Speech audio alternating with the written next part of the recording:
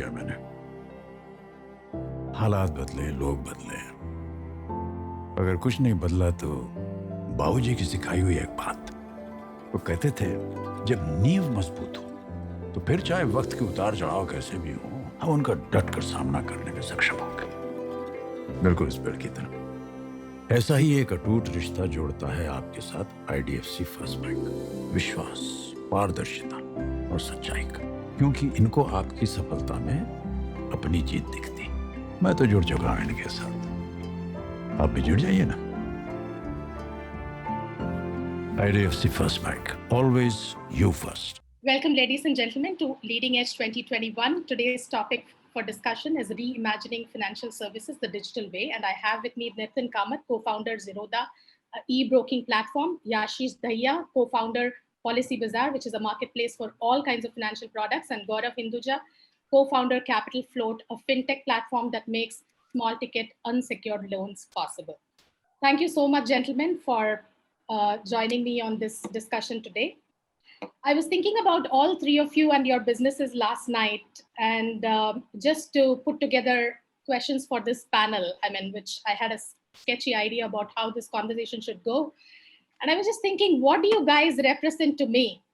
And the first thing that comes to my mind when I think about NITHIN, KAMATH, and Zerodha is he's the Rajnikant of cinema. And why do I say Rajnikant of cinema? Is a superstar, so with 90% to 100% popularity in Tamil Nadu. And of course, very loved elsewhere also.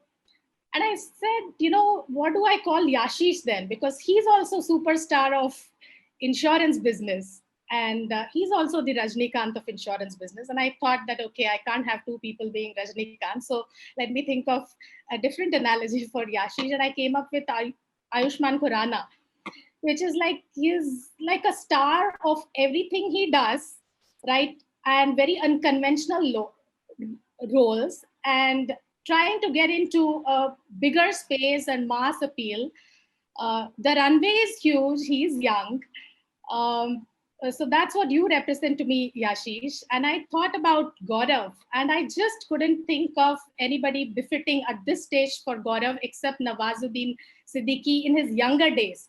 So into alternate cinema, very powerful, but it's a period of struggle you have to go through to really get to that position where you have established yourself. And that's what the business sort of conveys to me. This lending business is not easy. The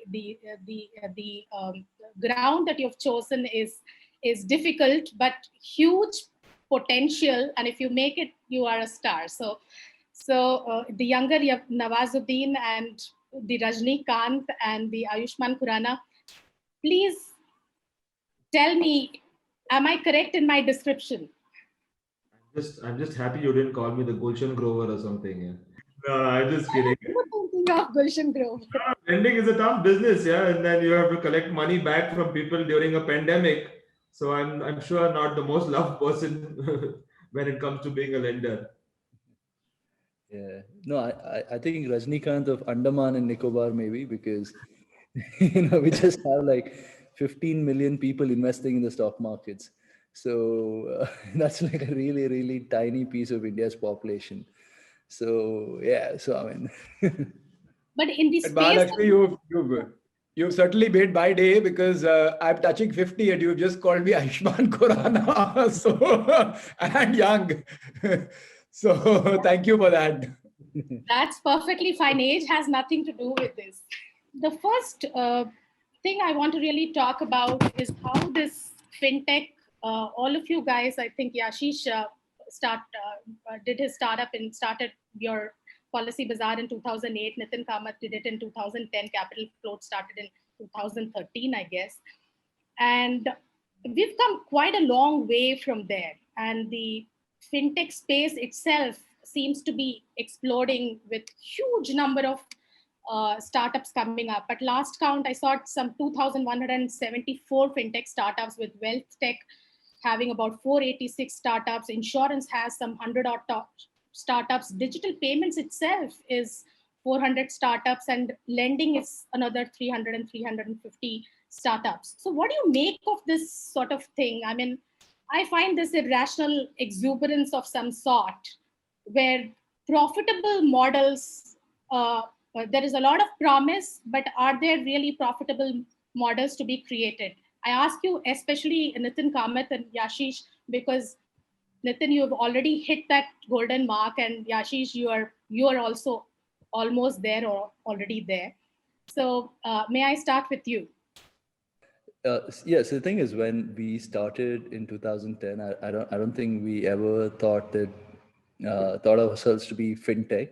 I mean, these are all accidental things that changed during the journey, because when we started the business, I was an active trader, and we were trying to build a broking business for very active traders like us using vendor platforms. There was no tech at all in the business. Fintech happened when Kailash, who heads our tech, joined us in 2013. The journey of tech actually started, from then.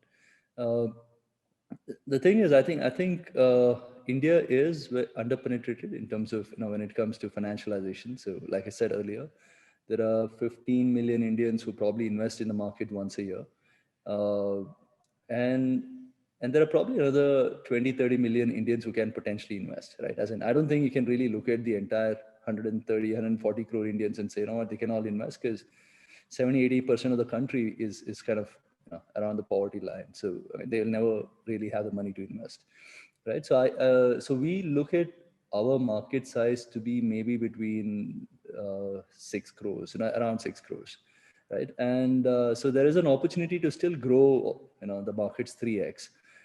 So it's just but natural that there are more players who are coming in thinking of this in the same lines, as in saying there is this opportunity to grow the markets. And I'll tell you, the biggest tipping point for us in this journey was actually this Aadhaar, Aadhaar for onboarding. Because what was happening was, until Aadhaar came, an account opening was a 40-page document, and there was so much to and fro that used to happen just to open an account, right? Which meant that traditional businesses which had a physical presence were the ones who could kind of go do any business, right? As in, so for example, the more number of branches a broker had, the more accounts he had. It was almost like a direct proportional to the physical presence. Building the physical presence is not that easy, right? As in, that I don't know if like, I don't think personally I have the skill set to go and build branches and relationship managers and all of that, right? So yeah, so while there is exuberance right now, I mean, there are a lot of people looking at this opportunity, but I think there is an opportunity. It's not that there's no opportunity in the market, but, so there is an opportunity to grow the markets. No, of course there is opportunity. So when but I'll ask the follow-up question to that. But Yashish, what do you think? Would you call this irrational exuberance, or? So see, whichever way you look at financial services, these are very, very large industries. Whether you look at insurance, lending, or investing, all three of them are very large industries globally and in India. And of course, there's a massive opportunity. If you look at the most valuable companies on the stock markets, they tend to be financial services companies. So clearly there is a way, and they have largely operated for the last 20-30 years in a particular way. So there is clearly an opportunity to do things somewhat differently and thus create huge value. Now, at the same time, while these are very large industries, they are also very intricate. And I use the word intricate very specifically because I think, and I may be wrong, but for every NITHIN, KAMATH, and Zerodha that has happened, there have probably been hundreds of attempts to do pretty much the same thing. Pretty much the same thing, not very different. Right. But there was something, a very, very specific thing that NITHIN, KAMATH, and Zerodha got right, or Policy Bazaar and YASHISH DAHIYA got right, or somebody else is going to get right. And that little difference, micro difference, right, is the big differentiator in the financial services market. And that will happen because it is a very large market space, and that one little thing can tilt the balance. Now, we don't know what it is going to be. And that is why, see, one can call it irrational exuberance in a way, but you think about it, right? Somebody like an early investor in with Zerodha or Policy Bazaar invested a small amount, and that time it seemed exuberant. but today they've probably made 100 times those investments, right? So I think everybody will not succeed. Very few will, but still it is worth it. If you really think about how much capital has gone into all the startups compared to the size of the market, Right. it is a fraction. So yes, I think we will have to try 100 things and then one will work. We don't know which one will work right now. And we don't know who is going to be the next Nithin or Yashish or, GAURAV, but some people will. Sure. GAURAV, looking at your own space, what do you think? Yeah, I mean, it's clear, right? The opportunity is massive. The banks are really going after only the top 50 million Indians for credit. There are at least, 300-400 million between the microfinance and, let's say, the banks, right? So this whole missing middle has always been around for 6-7 years and even longer. And even though digital lending has really kind of come into force over the last 7-8 years, I think all of us digital lenders, you said 300 odd companies put together, are barely a dot in compared to the size of let's say a good private bank, right? In terms of the number of loans we originate. So we are still scratching the surface. There is a lot more to do, and I think where you'll see it coming from is folks who are typically not into fintech, but figure out that fintech is a good way for customer retention, a good way for monetization. And I think that's where you'll start to see a top dollar coming in over the next couple of years. Sure. So, so here is my question. There is this, there is this general thesis that is a huge market opportunity, which, for example, GAURAV space, the lending space, there is a missing middle or something that the traditional banks or financial services company have not addressed, and therefore there is an opportunity for you to do something. And there is the policy bazaar or a Zerodha kind of model where traditional guys existed, but there was it called for you could create a digital model by just disrupting the physical force. It's like taking away share from the mainstream or the traditional industry. Now, how much runway do we have? And if the missing middle is really missing, is that not for a good reason? So one thing I just wanted to correct there a little bit. I don't think either Policy Bazaar or Zerodha is only taking market share away. It is also creating a market. There are a lot of people who I know who have never traded in stock markets, including myself. I was 2 days ago or 3 days ago, I went to Zerodha to try and register for the first time. It's giving me an inspiration to try and do a bit of trading, right? Similarly, on Policy Bazaar, you show me the customer who had a term insurance policy before 2009. I promise you, you will struggle to find one person, right? So actually, it's market creation. And it's just 10 years ago. 10 years ago, people never bought term insurance. Today, term insurance is the most researched product in the country. So I think we are creating value, not just taking value. And I think that's a very important point, because otherwise the existing market sees the new players as disruptors. But we are not disruptors alone. We're also market creators, because the market will grow much more when you find an easier way of doing things. Sorry, I just wanted to mention that. So I accept that, Yashish, especially in insurance, I totally understand, because term has been the most underpenetrated and undersold, because obviously the commissions were low and companies were not interested. Even today, they're not interested in pushing it probably. And I give it to you, but I'm not so sure about Zerodha. Zerodha is a very pandemic outcome, or this whole idea of Robin Hood trader. I mean, no jobs grow, nothing to do. But I am an example. I am an example. I never used to trade before. I have just gone and, But you have a job to do. But I'm talking about, lakhs of other, I'm not sure, lakhs or thousands. I don't know what those numbers may be. But I heard you say that your user base has gone up 3 times, Nithin, in one of the interviews. Yeah. So that must be a pretty large number. Pandemic trading can't be called market expansion, or would you? Okay, so no, firstly, see, 70% of people who open accounts with us are first timers, right? So they've never invested in the markets.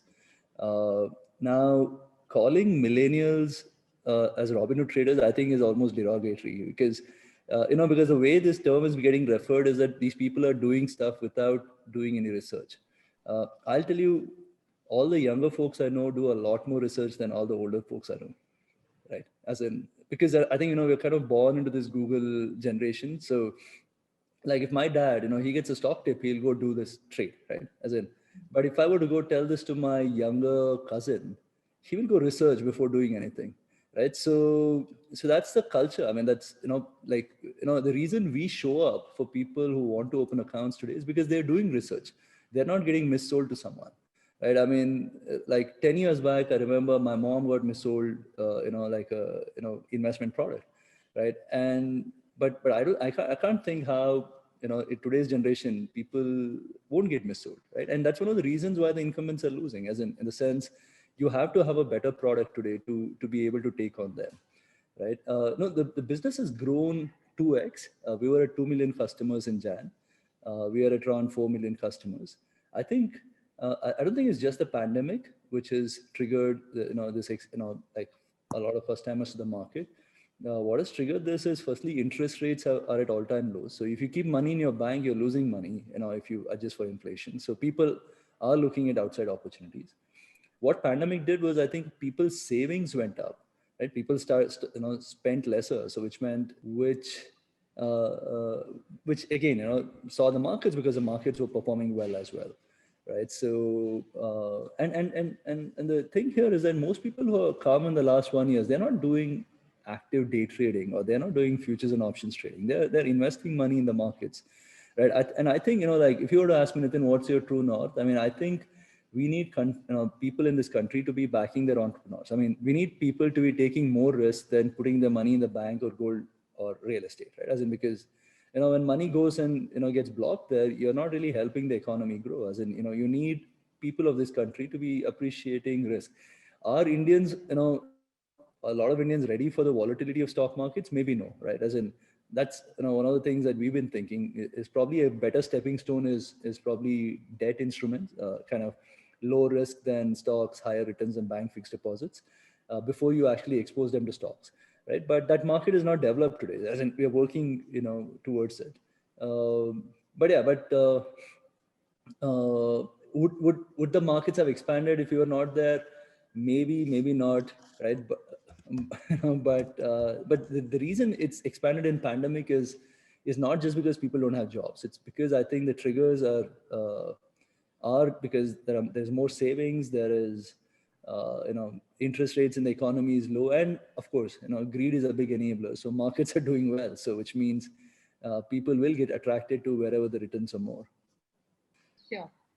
GAURAV, what's your take? I mean, the missing middle is it missing for the right reason? Obviously, I'm asking the wrong question, because otherwise you wouldn't have started Capital Float. So in a way, it's not. But I just want to understand, what is the proposition that you have that, for example, today a Bajaj Finance doesn't have? Sure. No, I think that's a great question, right? I would say that there are two buckets in which I think we feel we compete well with folks like Bajaj or anyone else, right? One is in terms of the experience, right? Now, yes, a Bajaj or a good NBFC has come a long way compared to a public sector or private sector bank. But I think there is a version 2.0, version 3.0 when it comes to the experience of taking a loan. And I'll give you an example. Today, we have a product called Buy Now, Pay Later that allows customers on online e-commerce platforms to check out and take a loan at the time of checking out, right? The whole underwriting process, the approval process takes about 30 to 40 seconds. And there's reams of data that's actually crunched in real time and given a loan. Now, Bajaj was great at doing that in the offline world. And I'm sure they'll kind of get to the online world. But I think folks like us probably start in the online world and figure out how we really, in some ways, take inspiration from them and actually build what they've been able to build in the offline world, but create a far more seamless experience while doing it.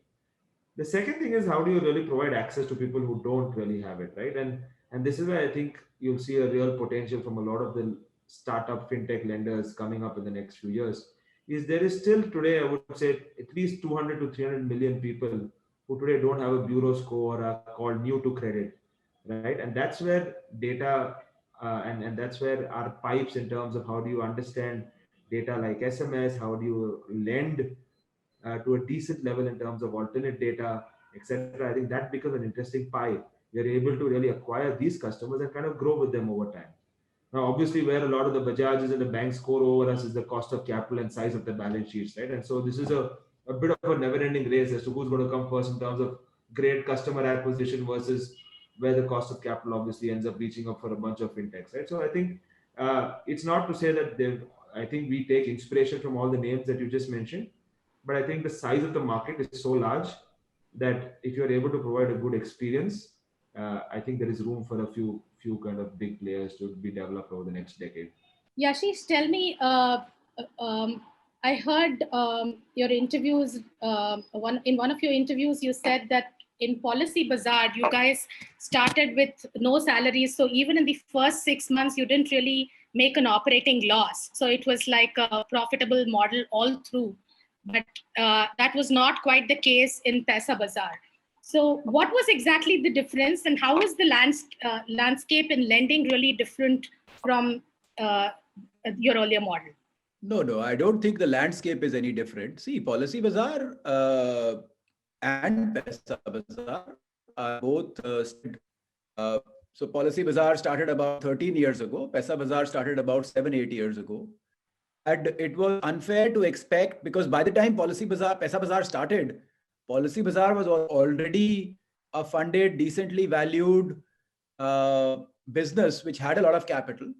So anybody who joined in Paisa Bazaar joined at a market salary. It wasn't like, obviously in Policy Bazaar, people did not have a salary for some time. And not just, I'm not talking about just me, I'm talking about everybody in Policy Bazaar didn't have a salary.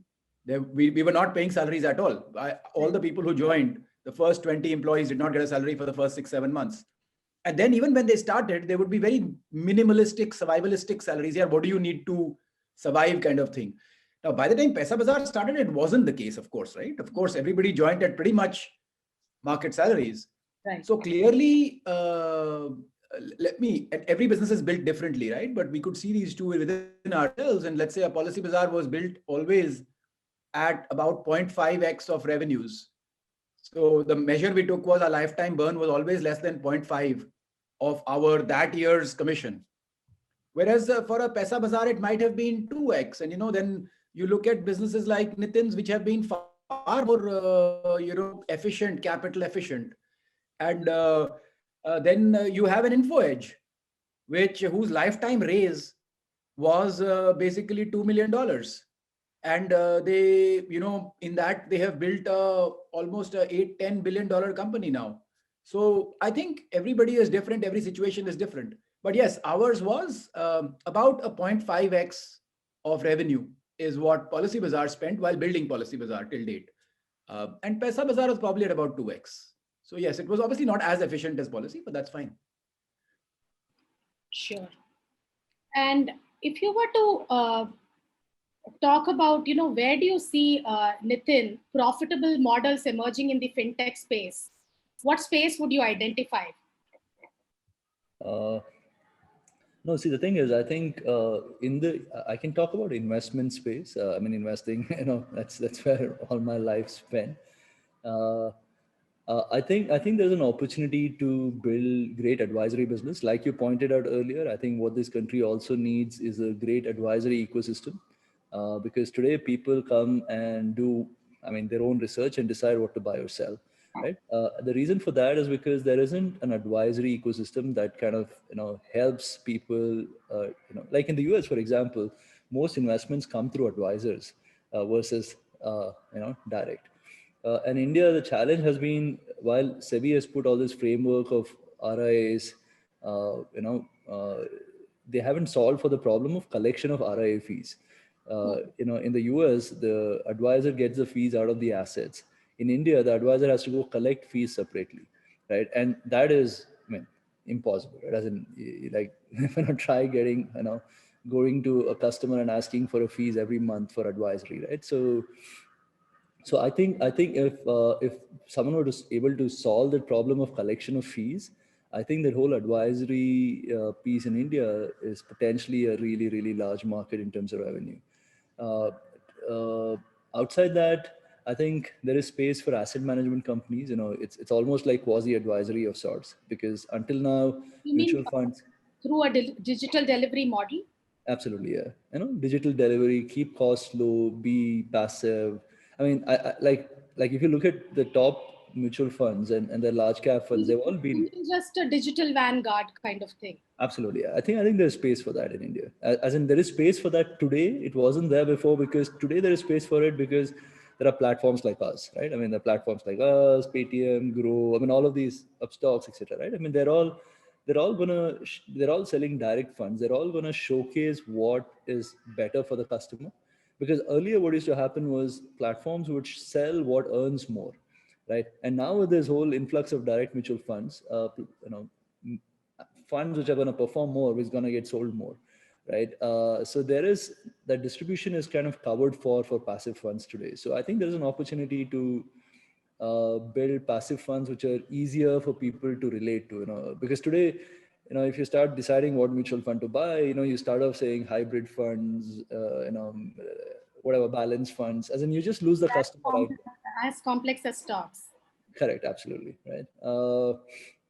So I think both these are opportunities waiting kind of to be tapped types. That's the whole thing. So all of these things are so evident, and yet those problems don't get solved because the traditional industries have such a huge vested interest in keeping that framework going. But for these new funds, mutual funds will not be able to raise the kind of money that they would because of new offerings. The same thing with insurance, Yashish, like, the products that you have brought, like you say, that which has created market expansion.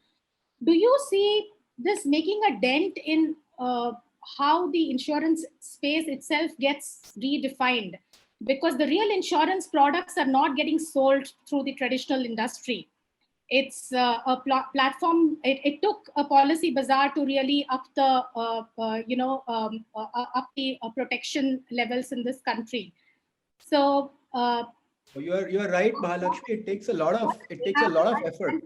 And when you are small, I'm sure the manufacturers are more okay to be creating products that you can sell more. But when you are of a certain size and they know that it can be detrimental to their income profile, the stance may be very different. So Mahalakshmi, I'll share my thought process over the last 3-4 years. I think now, earlier I agree, the manufacturers could not create a product where there was a good distribution platform which was efficient and which could get them the right customers, etc. But now, at least with us being there, that platform exists. So I don't think that is a challenge anymore for a manufacturer to at least create a product, right? But what we saw was there is still a lot of customer apathy towards insurance products. I'll give you some examples. See, we brought out these really low-cost ULIP products, which at many a times were more efficient than mutual funds, more efficient than even direct mutual funds, which is crazy, right? I won't accept that. Don't accept it, but we can have at least a debate on it, right? All I'm saying is there are times when we can at least have a debate on it. Really, really low-cost ones where the total fund management cost was below 1%. Right. So even direct mutual funds are having a 1.25, 1.35, and the biggest cost is actually the fund management cost, right? So I think there was some. Now the point I'm making is the customers did not bite at all. At the same time, if you are selling a really, and I will not go on to say more, but let's say a normal traditional product, the conversion rates are exactly the same, or in fact even better. Right. So on a product where our lifetime revenue would be 3%, which no other distributor in the country is willing to sell, on that product, we're getting the same or lower conversion than on a product which gives 30-40% commission. Right. For us alone. Now, that starts to challenge, and that is what leads to markets not changing fast. Now, which is what I was saying, fintech is a big market. But who will make that change? In the investment area, we haven't hit that point yet on what will actually change the consumers. NITHIN perhaps has. In the term insurance and the health insurance area, we have hit that nerve where we know what is changing the market, right? And clearly we are making a big impact in that area. But, on the investment side, it kind of totally baffles me why customers continue to buy in higher numbers products which are not so good for them. But it baffles me and they continue to do so. So somewhere I think customer involvement, they use the word, revolution, customer engagement. And somewhere, I believe in what Nithin said. It is the young who will have to do it. Because I don't see my dad ever getting to that stage or my mom ever getting to that stage where they will actually do a revolution. They won't. I don't even see my generation doing it anymore. I actually see the millennials who will have to do it. Sure. So Gaurav, in the same vein, how is, pricing of lending products getting redefined? I mean, is there a way in which, I mean, you also have a co-lending book, which is very small, and when even put together for the industry, it might be very small for traditional banks to really take cognizance of or take a pricing decision based on how these products are getting sold. But do you see that getting changed, altered in the next 2 years because of greater transparency through digital platforms? Yeah, I think, we've already started the journey a year or two ago, and not just us, but a lot of the fintech lenders of risk-based pricing, right? So, obviously, you have buckets of pricing, but if you can actually provide a different price at an individual customer or an individual borrower level, I think that's really the holy grail of kind of pricing around for risk, especially when it comes to lending, right? I think that's already started, and I would say about 15-20% of our loans actually go to customers where there's individual pricing, depending upon his or her kind of data, how long they've been on the bureau, or if they're not on the bureau, depending on the income, etc. Right? I think that is the real power when it comes to kind of fintech and digital lending. And when it comes to co-lending and getting banks to kind of agree to this, I think the route that a lot of the digital lenders have taken has obviously been to kind of start with a first loss default guarantee model. And so under that infrastructure, the bank tends to kind of rely on your underwriting models. They tend to rely and trust you to be able to source the customer correctly, price the customer correctly. But I think we'll evolve in the next year or two into a zone where you will see that the banks will actually start to gradually move away from a first loss guarantee because they are learning as much about the customer through fintechs and start to really adopt this whole risk-based pricing model. I think that is something once a lot of lenders get to, I think that's when we can really say that lending is really starting to make an impact at the whole missing middle level. And I think we are still a few years away from that. So with respect to your business model, I mean, when you started in 2013 versus now, what have been some of your insights in terms of creating a digital lending platform? Yeah, I think in terms of what you might have thought, thinking that I should have an independent book or I should have this much proportion as a co-lending book, all those equations and looking at the market dynamics, how has it got altered and where do you really now see it going?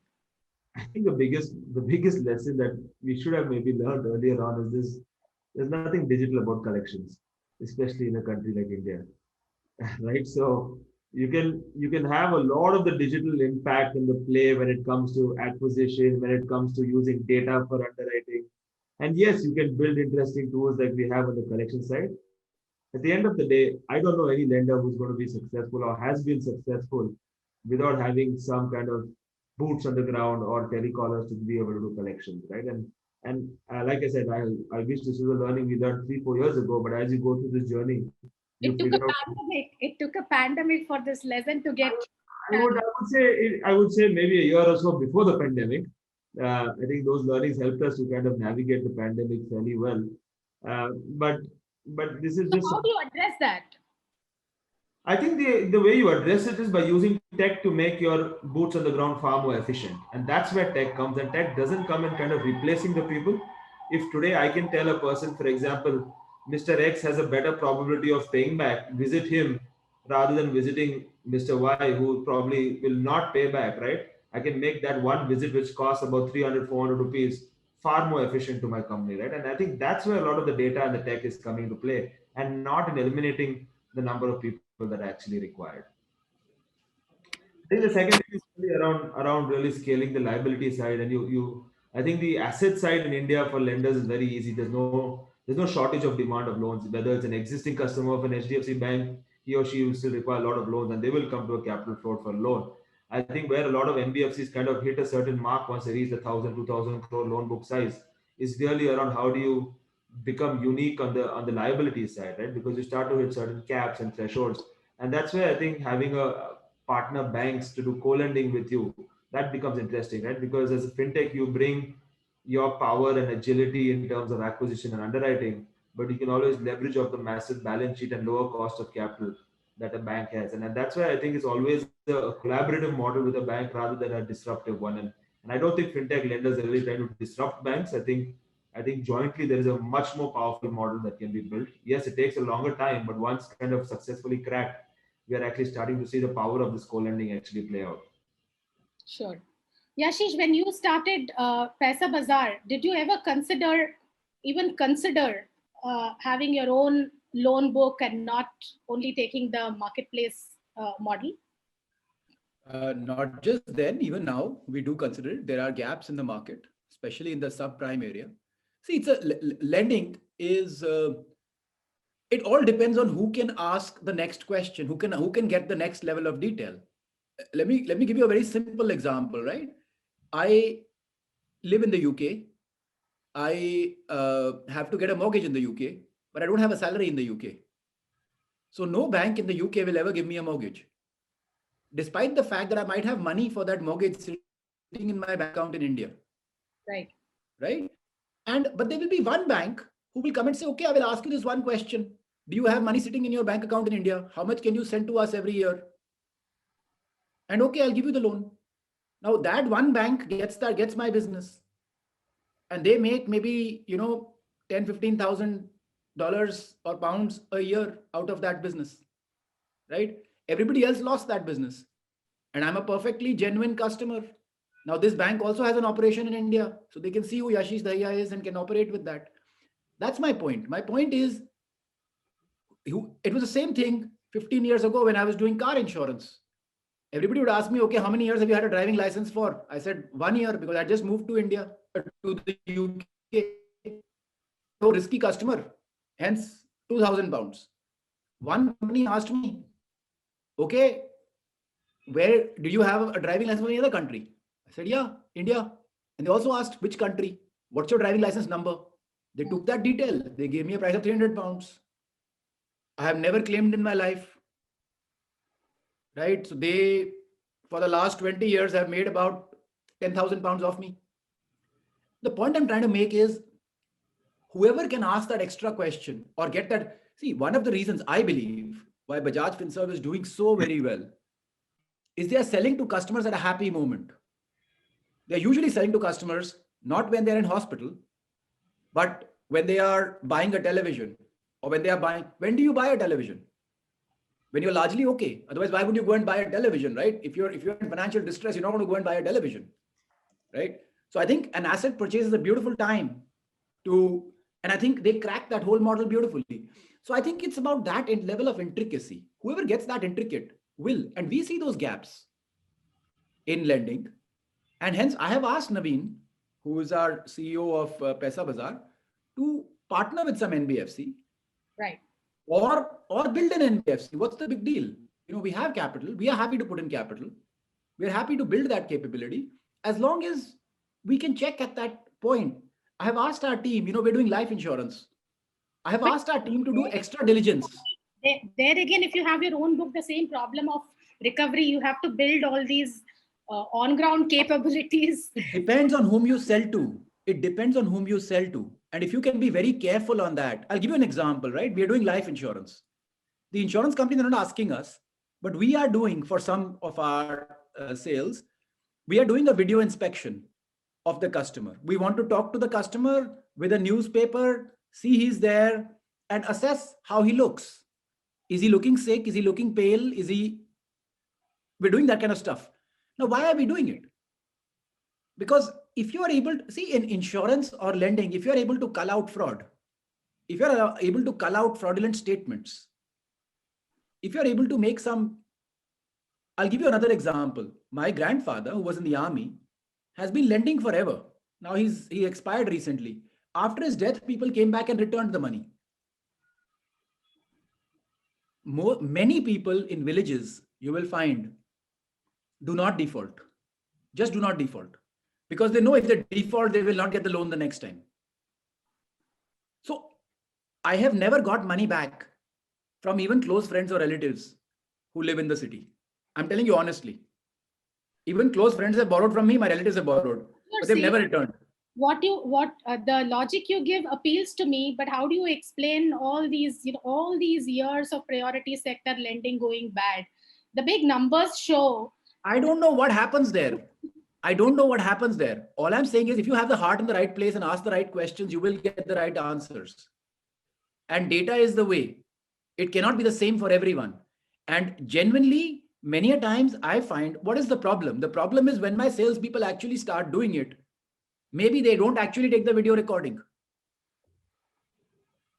Right? The problem happens when the processes start to break down somewhere. So my view is, yes, there are opportunities, and no one player can cover all the opportunities because these opportunities are very micro. Right. So there is a space for lots of players. But yes, I am very, very clear, not in the insurance area, because there it's much simpler. But in the lending space, we do want to build out an NBFC, but only catering to those areas which are under catered right now. Because today we are struggling with demand with supply on the subprime area, even for customers whom we think are genuinely, good. Sure. Nithin, so what is the next frontier for you? Yeah. For YASHISH, it is NBFC. Right. I mean, you kind of hinted at this, right? As in, it's not just about expanding the market. It's not about getting transactions. It's also helping people trade better. We're building this platform called Nudge, right? See, the thing, it's called Nudge. Yeah. Right. So the thing is, to invest or trade better, right? There are 4 or 5 very basic fundamental rules you need to follow, right? One is diversify. Right? Don't put all your eggs in one basket. Don't go against the trend, right? So, which is, if a stock is falling, don't buy. And if you're going against a trend, do it with as little capital as possible, right?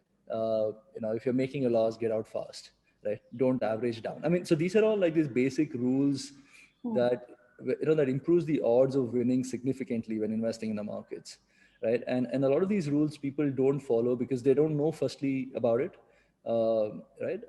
So what we have realized is that they all know about it, but most of us are indisciplined. It's just like weight loss. We all know exactly what to do, but we just don't follow the rules. No, I don't think so. Like, for example, averaging down, right, a stock. I'll tell you, 2 years back when all this Yes Bank episode happened, right? Yes Bank was the most held stock we had, right? So, I mean, there is a thing called as disposition bias, right? Where if you have a stock where you're making a profit and you have a stock which is making a loss, cut your profits and let your losses run. Yeah, I mean, you actually add to your losses, right? You're trying to make your, bad money, good money, right? So, no, I mean, the thing is, during the act, people forget. So what we've done now is essentially we've built a layer on top of a trading platform, which nudges people away from doing those mistakes, right? Last year, when this whole rush of first-time investors was happening, last April, May, what we saw was a lot of first-time investors were doing a lot of, were entering into penny stocks. So the first nudge we introduced was actually a penny stock nudge. So if you try to buy a penny stock, on Zerodha today, we kind of scare the shit out of you, saying, you know what, you can lose all the money you can invest in this, right? And the guy has to kind of then override that nudge, enter a TOTP to be able to transact, right? And our penny stock volumes as compared to overall equity volumes is down 70% from then, right? And yeah, so I mean, it's super exciting to know that we've been able to make that behavioral change amongst our customers, right? So similarly, now we are working on building different types of nudges. Like when Lakshmi Vilas Bank was going to zero, we actually maybe saved, I don't know how many people from buying that stock, right? So is that a service or it's just what is nudge? It's just I mean, it's a feature. It's a feature. I mean, it's almost like Siri on Apple, but almost like this. Like I said, right? India needs advisors, right? So we are saying, can this advisor be sitting on top of the trading platform, which can't advise which stock to buy, because which stock to buy is, I mean, I think that's like chasing the holy grail. I don't think there's anyone who can tell you which stock to buy, right? But if you're trading in the markets, I think risk management is a lot more important than actually the entry and exit strategies, right? As in, that's something that's super exciting that we are working on, which is, and I think, we'll probably be one of the only few brokers in this country to be able to do this, because every nudge of ours actually reduces our trading volumes, right? Because there is no nudge which will ask a customer to trade more or buy more, right? Every single nudge actually reduces. So, when I said we nudge people away from penny stocks, that meant that we have probably lost a lot of revenue that would have come from those trades, right? And not having investor pressure, not having growth pressure, revenue pressure, etc., right, kind of gives us the freedom to be able to do this. Right? And if we launch it, we make it successful, I'm sure, a bunch of our competitors will have to follow it as well. Sure. GAURAV, what is your next milestone? I think in lending, it's not a very frequent relationship that you have with the customer, right? Somebody takes a loan for 2 or 3 years and they pay you back every month. I think the real winners will be in terms of how you can kind of keep your customer engaged in the lending business, right? And so one of the products that we launched about year and a half ago, like I said, is really a buy now pay later, where people are taking about 12 to 18 loans a year from us to buy goods or small assets and things like that, right? And so that becomes very high frequency touch point for the customer, and you're always top of mind, and that helps you kind of not only improve your recovery rates, collections, etc., but more importantly, as you think about non-lending products, whether it's insurance or whether it's savings accounts or wealth, etc., how do you really become that one-stop shop for the customer? And these are not products we will manufacture. We will probably partner with other people. But if you've got the customer and he's with you for 2, 3 years, how do you kind of keep making sure he's actually taking something from you every few months? And I think that's really what winners will kind of do in the lending business is how do you get your customer who's typically dormant on most months, how do you get him to be a frequent kind of user of your services? Thank you. Thank you so much. I really enjoyed. Thank you very much. Thank you. All right. Thanks.